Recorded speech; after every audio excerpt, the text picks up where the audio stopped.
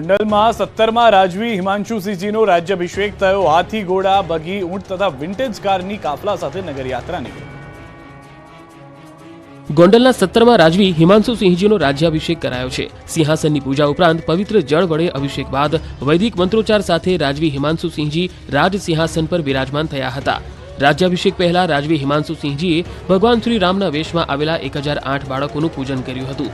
રાજવી પરંપરા મુજબ પ્રથમ કુલગુરુ દ્વારા અને ત્યારબાદ રાજ્યના ગૌર શાસ્ત્રીજી, રાજમાતા, બ્રાહ્મણ તથા જાડેજાની દીકરીએ રાજવીને તિલક કર્યા હતા। 17મા રાજવી હિમાંશુસિંહજીને ચાંદીની તલવાર અર્પણ કરાઈ હતી।